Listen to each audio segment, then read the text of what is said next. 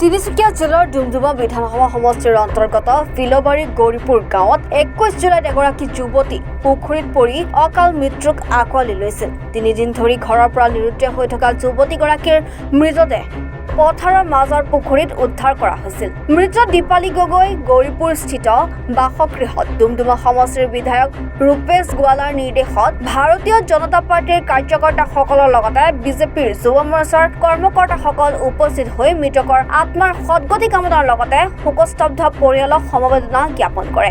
মৃত দীপালী গগৈ পৰিয়ালক সাক্ষাৎ কৰি ডুমডুমা সমষ্টিৰ বিধায়ক ৰূপেশ গোৱালাৰ জৰিয়তে পৰিয়ালটোক সহায় সহযোগিতা কৰাৰ কথাও উল্লেখ কৰে।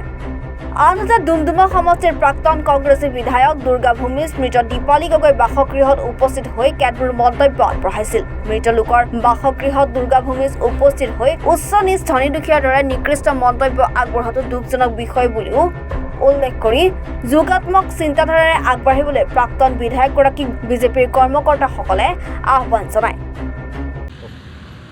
আজি আমি আমাৰ ডুমডুমা বিধানসভাৰ সমষ্টিৰ অন্তৰ্গত গাভৰুভেটিৰ গৌৰীপুৰ অঞ্চলত আমাৰ দীপালী গগৈ নামৰ এগৰাকী যুৱতী প্ৰায় 27 বছৰ বয়স, তেখেত পানীত পৰি ঢুকালে।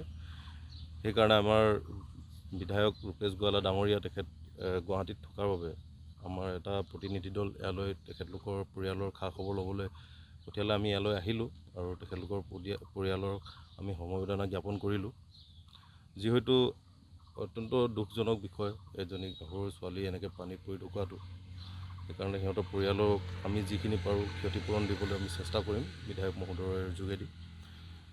যিহেতু যোৱাকাল আমি ভিডিঅ' এটা পাইছিলোঁ, আমাৰ ইয়াৰ প্ৰাক্তন স্থানীয় বিধায়ক দুৰ্গা ভূমিজ ডাঙৰীয়া অতি নিকৃষ্ট কিছুমান কমেণ্ট কৰিছে, সেইখিনি কৰিব নালাগে। মানুহ দুখীয়া ধনীৰ কথা কৈছে, কিবা কিবি কথা কৈছে। মানুহ মৰিছে, তেখেতলোকৰ হয় সকলোৰে সমবেদনা আছে, তেখেতৰো আছে, আমাৰো আছে এই পৰিয়ালটিৰ প্ৰতি। কিন্তু মানুহে সদায় যোগাত্মক কথাবিলাক ক'ব লাগে, মানে যিবিলাক নিগেটিভ কথা ক'ব নালাগে। ডুমডুমাৰ পৰা ৰঞ্জিত চেত্ৰীৰ প্ৰতিবেদন, এনি ভাৰত 24।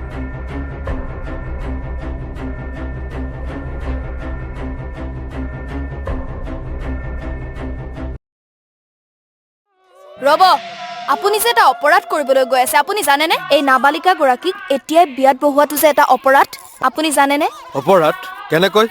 মোৰ ছোৱালী, মোৰ কথা। তুমি যিয়েই নোকোৱা ভূঞা, 18 বছৰৰ তলৰ যিকোনো কন্যা সন্তানৰ বিয়া দিলেই আইনগতভাৱে এক দণ্ডনীয় অপৰাধ। বিয়া দিয়াজন যিমান দায়ী, বিয়া পতাজনো সমানে দায়ী।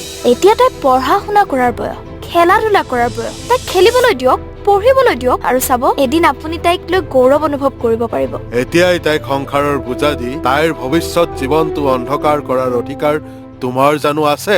মোৰ ভুল হৈ গ'ল মাজনী, মোক ক্ষমা কৰিবা। শিক্ষা ল'ৰা ছোৱালী উভয়ৰে প্ৰাপ্য আৰু অধিকাৰ। আপোনাৰ কন্যা সন্তানক তাইৰ এই প্ৰাপ্যৰ পৰা বঞ্চিত নকৰাব। বাল্য বিবাহ ভাৰতীয় আইনৰ দ্বাৰা বিহিত এক দণ্ডনীয় অপৰাধ। এনে অপৰাধ কৰি আপোনাৰ কন্যা সন্তানৰ ভৱিষ্যত অন্ধকাৰৰ মাজলৈ ঠেলি নিদিব।